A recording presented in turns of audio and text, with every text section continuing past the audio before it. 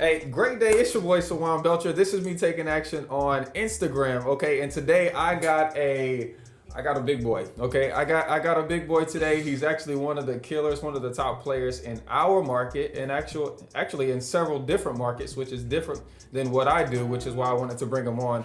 We were doing dinner yesterday, coming up with some strategies and talking a little bit, and I said, hey, I gotta get this, to you guys so you all can learn from him as well. So Jacob, introduce yourself, brother. Let everybody know who you are. What's happening? Jacob Mullins, New South Property Solutions. I primarily operate right out here in the Triad. Live in Myrtle Beach, South Carolina. I work that market as well. So just do a little bit of both, and here to kick some ass. Happy to have dinner with my man yesterday, just talking about some random stuff, and he's like, why don't you come in for a little bit and just see what I could do, see how I could give any value and help for sure. That's for sure. Yeah. So tell everybody how you're making money inside of real estate, okay? Because I know there's always so many ways to make money, and so sure. How are you making money in real estate? So the biggest ways that we're making money is we're either wholesaling, we're wholetailing, we're flipping properties and holding rentals, just like most everybody else. Nice. Same thing you do. Nice. That's been how we're primarily focused on. Yeah, and I just don't want to glaze over it because so many people are stuck in one path or even not doing anything. Yeah, you know what I'm saying. Yeah. So you're a very humble guy, by the way. Very humble, very humble. Okay, so when it comes to wholesaling, like what does your operation look like? When it comes to wholesaling. So wholesaling, my complete team is it's in Myrtle Beach. Yeah. So I have, an operations person, a dispositions person, couple acquisitions person, controller, and then a controller assistant. Because you need that. The accounting is a huge piece. Like for sure. I think you mentioned your mom's helping you out, and yeah. Also. But anyway, that's pretty much what it is. Has it always been like that? Has wholesaling always been the focus of the company, or no? So primarily I focus on flipping, man. So every deal that I buy, and that maybe makes me more successful as a wholesaler because I'm very confident when I'm coming in and giving an offer. Nice. So every offer I get, I'm going to close it no matter what. So if I wholesale it, that's fine. My intention is to take it down, flip it, and do that. Nice. Or keep it as a rental, of course. Nice. So I think confidence, is a huge thing. So anybody's looking for acquisitions, and you need to be very confident in any offer that you put in. That's what's up. Yeah. I like that. Yeah. See, most guys, they just get caught up in the title.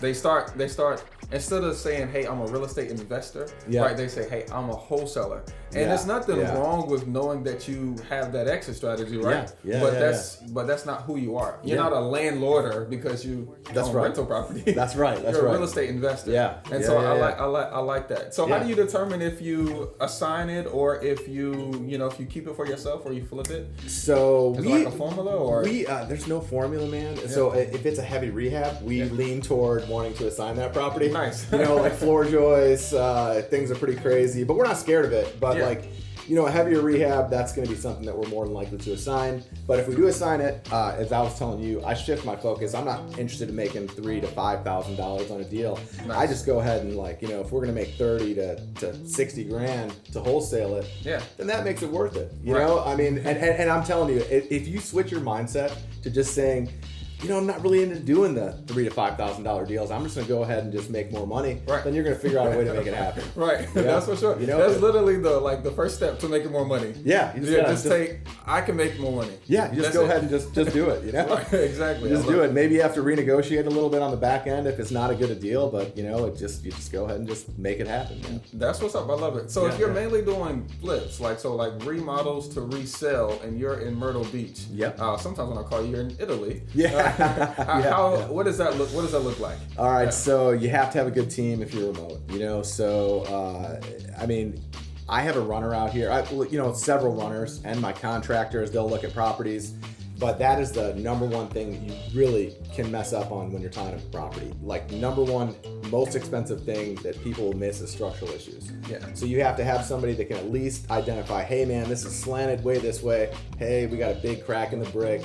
This is something that you need to, it's a good tool to renegotiate. They're also taking pictures of anything that's wrong with the property. But we do so many, we can analyze by pictures, and we can kind of figure out what roughly it's going to take to get it done. Okay, so check this out. I want to make sure I got this right. So you got a team down in Myrtle Beach, Correct. right? Yeah. So Yep. they'll do a lot of the marketing for you and also Everything. get deals under contract. Correct. Yep. Okay. And then are you getting the deal under contract before your runner goes out to take pictures for you guys? Sometimes. Or after? Sometimes. It depends on the deal. Like, so if I got a really hardcore seller that's like, this is what it's going to be, and this is how it's going to be, and this and that, then what we're going to probably do on that deal is we're going to do a walkthrough before we tie it up. Okay. You know, because it's very important in our business to get good reviews. For sure. You know, and you want to have it just, and honestly, you want it to be a smooth transaction for everybody. For it's sure. not just about killing everybody. It's making sure that they feel good about it, you feel good about it, Right. and everyone's happy in the transaction.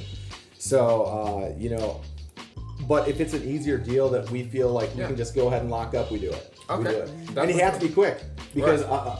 I apologize. It's okay. Yeah, you got to be quick, especially in this market, because if you don't tie it up, Right. guess what? My team's gonna tie it up. For sure. You know? I'll tell you all out there. If you don't tie a deal up, I'm coming after it for sure. I love it. But we unless it's a real rough one, we normally will contract before. We'll do a walkthrough. If we have to renegotiate, we do it at that point. Very good. I love it. Yeah, Okay, yeah. so let's say you get a deal under contract. You send out your runner. Okay. Yep. What is he gonna take pictures of to relay back to your team so that you can know if it's a good deal or if you should get a reduction? Okay, so pictures, and one thing I forgot to mention is smell. So cat is a hard thing to get out of a property. So cat piss, animal, smoking, all that takes into consideration. You can't tell that by pictures. So they're there to smell the property, see how bad it is.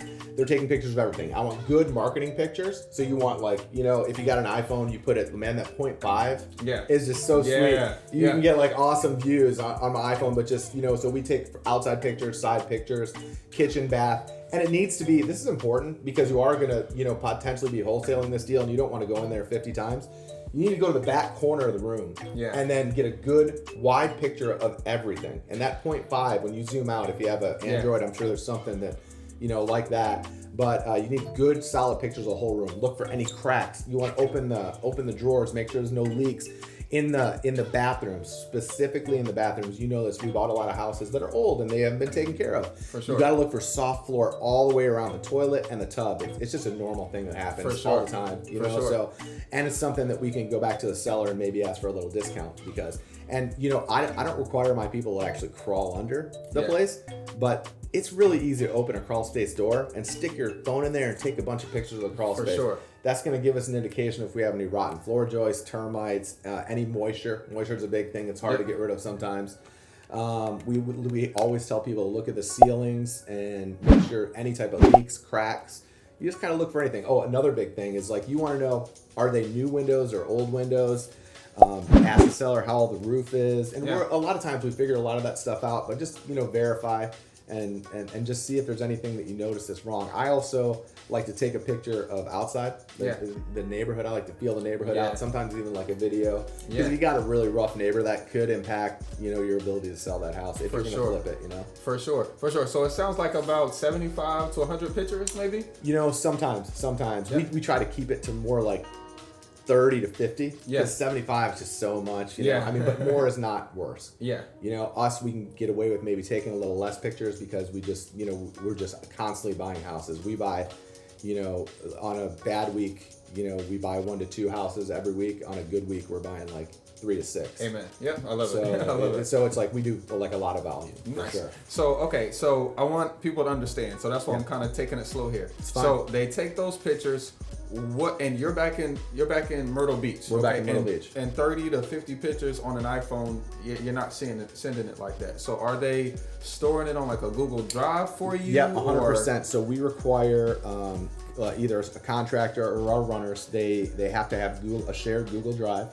They download everything on a Google Drive, and then it just instantly shows up to where we are. You have to be in a place where you have Wi-Fi, so they might go back to their house or their office or whatever.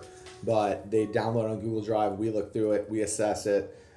We have access to MLS, which is awesome. But PropStream, and there's so many tools out there where you can pull comps. I love it. So I love it. Okay. And so we got these pictures. You guys got it under contract at this point. Okay. So before you determine if you're gonna take it down or if you're gonna assign it, okay, or whatever the case, whatever your exit strategy is. what are you doing? Are you looking at what the potential rents are? Are you looking at what does that look like? So the first thing that we primarily what we look for is to flip. You know, because especially right now where rates are going up, so we look to see if we can make a minimum of like, you know, $30,000 to $40,000, and it's not a crazy rehab, we're doing the deal to flip. But if we can sell it again for that, like, you know, 30 to 40 or 650, whatever. Yeah. If we can wholesale it for that, or maybe just take it down and list it on MLS and do that. Yeah. That's fine too. Nice. Okay, I like it. So the easiest way to get you 30 or 40,000 bucks, that's the way you're going. That's the way I'm going. I like That's it. the way I'm going. I like it. I like it. And you know, if we can make like 25 instead of 30, listen, Dale, let's go ahead and not do the work and make the same money. Yeah. You agree with that, right? No, I do. I just love not working and making the money. Yeah, I just hoteled one on Ashland. I bought it for 65, sold it for 125. You know. And it's a beautiful thing. A beautiful thing. Yeah. So that's really like a good strategy for me right now. Yeah, absolutely. Yeah. Absolutely. I love this. This is good. Okay. Now, at this point, since your business is mainly flipping, okay. I'm gonna ask you a question, and we're gonna figure out how we're gonna answer this thing. Okay. The money is always like the toughest piece for people to understand. Yeah. Okay. Because when people are learning real estate investing, most of the time there's like a perception of, hey, we got to have pretty credit, we got to have massive reserves, and we're gonna go get bank qualified for a deal. But you know, in this case, we're looking for a distressed property. Okay, so since your main strategy is taking down property, where are we getting the money from? So, all right, money is easy. So, you know, if the deals are a lot harder than the money. If you get the deals, the money's gonna come. So you get a deal. This is the easiest. Like if I was new and I knew I had an awesome deal, this is what I would do. I'd market it and try to sell it, right? Yeah. And what you do is just a little bit different than everybody else, right? Yeah. There's a lot of people that really do have the cash, especially when you're new.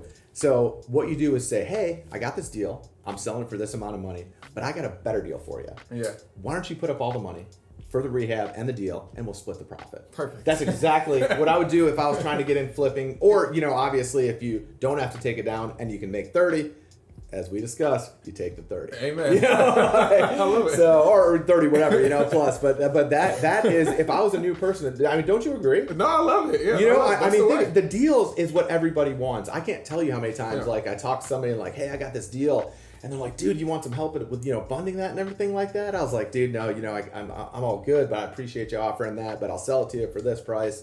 But there's just so many times where, you know, people get so tied up with thinking about the money, they lose sight of what's really important: acquisitions. For sure. All the time. You have to focus on acquisitions. The money will come, dude. It's not gonna matter. I mean, heck, you just did a deal where, you know, you got 8 units and you got somebody to fund the deal, and that was from somebody you dealt with and that was previous transactions. Yeah, right? that was easy. It was actually easier than. Because I was making it such a big deal because I never raised that amount of money before. Yeah. I never raised, it's $490 that was the amount. Yeah. And so I was like, yeah, but it, you know, the seller actually had to encourage me. Yeah. Because I have bought a lot from this guy, you know. He's like, hey, man, why don't we just do this like you normally do it? Yeah. And I said, well, it's so much money. And he said, well, just go back to the basics. He said, just do what you normally do. Don't try to do nothing different. That's right. And he really encouraged me, and it got me through. We did it. Yeah. It's a mind block that most people have. You just got to just go ahead and get over that. That's for sure. I love it. So what does like, you know, I've been getting a bunch of messages that say, hey, Sawan, will you JV, you know, with me? Will you JV? And you just mentioned partner. Right? Yes. And so essentially JVing is partnering. Okay? Of course. So remind you that we're talking to a lot of beginners, okay, and some experienced people. But from a beginner's perspective, okay, what does it's all right. It's okay. If you got to answer something. Nah, you're good. Okay. You're good. From a beginner's perspective, okay, what kind of partnerships should they be looking for, right? When they, instead of pitching their cash buyer, just selling it, you know, if they don't get the 30, right? What kind of partnership, what should their responsibilities be? So especially if you're remote, Sawan, you gotta have good contractors. Yeah. You gotta have good contractors, and good contractors with money is even better. Yeah. So there's a couple different things. Like for me, I as we talked about earlier, you can get capital, but what I do when I JV with contractors is I will buy the property. They will flip the property, make it beautiful, you know, and I show them we do the same thing every single time. I got my guys, you know, my boys, Ivan and Nasco out here, that they're actually partners in all the flips that I do. Nice. And, you know, especially from being in Myrtle Beach to coming out here, it's the best money that I've ever spent. they just take care of everything for me. And they're happy, they're able to be really successful. I'm able to be successful and not having the stress of dealing with contractors. Let's face it, Swan, like, for sure, dude, it's like adult daycare. For sure, dealing with the contractors. For you know? sure, I can do it, but I don't really want to do it, especially if I'm traveling and, you know, they want money, they want this, they want that, they want to do a halfway job and get paid all of it. Yeah. And it's such an aggravation. So for me, it has been very successful. As we discussed, I give them half the profit. Yeah. You know, and it's worth it. So let's say, okay, great. This is perfect. So let's say you partner with these guys. Are they taking care of the insurance? Are they taking care of just the contractors? They getting the dumpsters? No. Contractors are not office people. So I have a team for that. You know, personal assistant. I got like my transaction coordinator, which I don't think I mentioned that on my team, but I have a transaction coordinator. She takes care of all that. Perfect. Because you don't want to force a person to do. Everyone does certain things good. When you take them out of that and like put them into paperwork, put a contractor into like detailed paperwork, taking them away from what they do. Nice. Let the contractor do what a contractor does. They're gonna analyze and you know do the numbers and see what we have to do. And you know sometimes we'll do full flips on properties. Sometimes it'll be just kind of like just a base, clean up. And sometimes we just do nothing and just put it right on MLS. That's for sure. They decide all that, so they're going to handle all the contractors, get all the contractors paid. Yep. So we have a shared account. There needs to be some trust there, but you don't have to have a shared account. You can give them checks as needed, and that's what I would recommend probably to most people. Yeah, you don't just want to. Because and you got to make sure if you're new at this and you're in a new area. You need to look at the reviews on these people. You have to call references, and if it's Ben Thompson that you're working for, and he gives you a reference to Jerry Thompson, it's a good chance he's his dad. Well, is that how you got these guys? Is that how you found them? No. Referrals or no. So this is actually, I got really lucky. I married a beautiful Bulgarian wife. They build them better out there, Swan. I'm telling you. My wife she's awesome. But anyway, she's got a lot of family out here, and so this is actually her family. So I was really fortunate to walk into a situation that is mutually beneficial for all of us. I have no stress when it comes to contracting. That's why I don't care. Like I look at a rehab, it's all jacked up. I'm like, yeah, let's do it because I don't have to deal with it. Yeah, nice. And they will do everything, and they're very loyal. They're very good, and in order to get that loyalty and everything, I think you got to pay for it. Yeah. Because contractors are a hot commodity. Everybody needs remodels, especially since COVID. Everyone's renovating their house and all that. Yeah. So I think what you really have to do is you have to get a good referral contractor. A great way to do that is call realtors too. For sure. Realtors. Yeah. So I just did a deal in Sanford. I never did any deals in Sanford. I called realtors and I asked them, hey, who do you recommend that's an awesome contractor in your area? And they gave me this guy, and turns out he was an investor too. So not only I found a contractor, I'm sure he would come up with money for deals if I needed it. But he was so good. A good indication of a contractor is when they go out there, they give you a scope of work that's just so detailed, tight, and right. Yeah. And you just look at it and you're like, damn, dude, this dude, did his research and it comes with pictures and everything. I sent this one guy out here to do a remodel on one of the apartments that I have.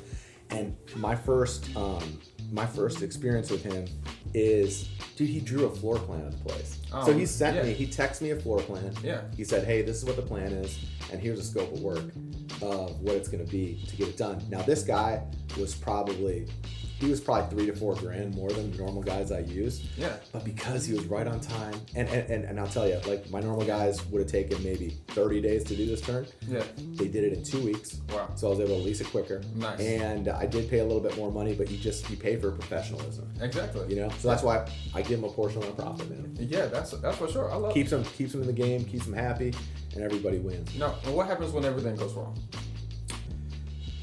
Well, that's just life. I told you, I have a deal that was supposed to close yesterday where I was going to make like 300 grand, and and I get a call the day of, like, it's supposed to close today, and you know, there's some title issues, and you know, may or may not close. Yeah. But I can't focus on that. I just gotta focus on moving forward and just doing what we're gonna do. In life, things can go wrong. You deal with it when it happens. But I can tell you, with contractors, and you're starting off, a little bit of money at a time. Yeah. Not too much. You want to. It's okay to get hurt a little. Just don't stroke them a check for 50 grand or 20, or you know, too much money out too quick is no good. Yeah. I like the draw system too. Yeah. So we typically, like, he'll write out his scope of work, and then like right in the, like, 1/3 of it, I'll say, hey, at this point, you know, when this stuff is done, I'll give you X amount. Yeah, and you can pay for materials over the phone too. Yeah. So that, or like with those guys, they just have a credit card. You know? So, but, and you get, with other contractors, something you have to watch too. I'm sure it's probably happened to you, but so my accounting team in my office, they print out all the receipts from Home Depot, and if there's tools on there, I'm not paying for tools. For sure. You know, not with my boys, but if I have other contractors like working on my rentals, you know, you give them a credit card, you pay for something, you always see a couple Red Bulls on there, you see some tools, you see a new saw. I'm like, hey man, this is getting taken off your check. I just want to let you know. You have to have your accounting team, or if you're doing it yourself, you need to look for that as well. That's for sure. Especially when remote. You know, like me. Yeah, I love that. Actually, that's actually good. I didn't even think about that. Oh, dude, you know what happened to me? So, man, this interesting story. So, man, this guy, and he was getting away with it for a while before I had my controller and like looking at all this stuff like they've been doing the last couple years. Dude, they'll get gift cards. So they'll, and it comes up, it's a charge on the account. It's like $100 gift card, a $50 gift card, 50, and then I look back and I noticed it, and I found like $1,600. This contractor that I thought was like really close to me. And he was just taking the gift cards. That's crazy. Yeah, and he was selling the gift cards, $100 gift card for $90 cash, like, you know, whatever. So, but anyway, I mean, you know, there's a lot of bad people. Happens. There's a lot of good people too. Just watch your back. You know, for sure. Yeah, and that's one thing. I just don't like people to. I don't want people to like barter themselves down on the bad, because it's gonna happen.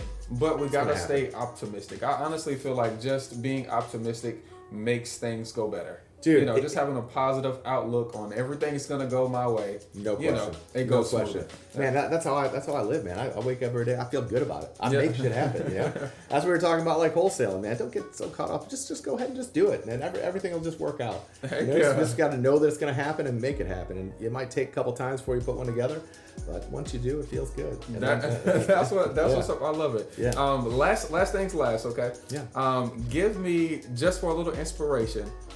Give me, in the last, let's call it this market, in the last 12 months, give me your biggest deal that you've done, money-wise. Well, the biggest deal is a purchase for rentals. Is one we kind of talked about.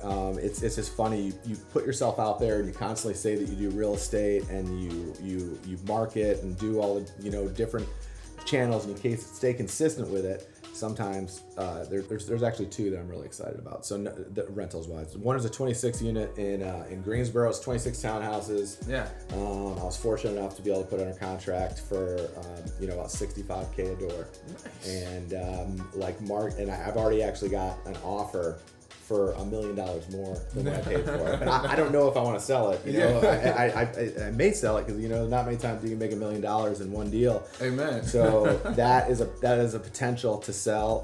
And then another one is one that I worked on really hard in Winston-Salem, right downtown. It's going to be just an awesome location. It's going to be an Airbnb. And I'm just super excited. I got it at a really good deal. I feel good about it, and it's an honor to own really good location. So everyone likes to wholesale and everyone likes to flip, but keeping rentals is well. For sure. That's like making money when you sleep is what everyone's goal should be toward, because man, I know that probably when I'm like 60 or 70 years old, I don't want to hustle for the next wholesale deal or flip or, deal with any of that. At that point in time, like maybe I think, passive income, and then maybe as you're older, maybe lend money to some, a younger man like yourself or some other people out here. I think lending money would probably be a good thing. Other than that, man, I mean, we've been just really blessed. We've had multiple, 100K plus flips this year, which has been awesome. And you keep saying blessed, so that I know you're a tither. Oh yeah. Yeah. Would you say that? Would you say that that's like attributed to your success? Yeah. I mean, I give in so many other ways. I help people, like for instance, there was a girl in my office. She, I called her and her cell phone was off. Yeah. And I was like, what's going on with your cell phone? She's like, man, just hit a rough time. We had some unexpected bills and this and that happened. And I was like, well, I talked to her a little bit and I was like, well, how much are you behind on everything? She's like, man, it's about $700 or $800. And I'm like, man, that's too bad. I was like, well, I'll tell you what, come here a little bit later. I'm just gonna go ahead and just give you a check. You know, and it's just little stuff that you do like that. And she was like crying. She was like so happy in the big scheme of things. That $700 or whatever $100 that I gave her, it just really wasn't anything to me, and it was her whole world. Yeah. And if you do that for the people around you, and everyone knows someone that needs help. Right. Whether it be bring a meal to the old lady across the street that maybe just lost her husband, or just you see a guy on the side of the road that maybe doesn't have any legs because he went to war or something like that. Just give that dude a little bit of money, or just help different people. But I think it's important to make money, but you do have to give back. For sure. Yeah, that's right. In some way, shape, or form. That's for sure. We actually have a 90-day challenge coming up. I do it every year. Awesome. Everybody on my email list, I'll send it out. Say, hey, we're starting a 90-day challenge. Want to see how tithing and offering can increase your your being, I like it. Becoming a better person and making more money. Yeah, absolutely. So I honestly think as believers, it's totally fine for us to be rich. Yeah, actually, that's our cup is supposed to run over. So that means we got too much of it. Yeah, and we got to give some. You got to give some. Got to give some. That's what's up. Hey man, I really appreciate you coming on the channel. Of course. Man. Heck yeah. You guys check out the next one. Okay, we got a great interview right here. With my guy Anthony, I'm gonna post above. And remember, you don't have to have all three to do a deal. You just need two to do you. Have an amazing day. Peace.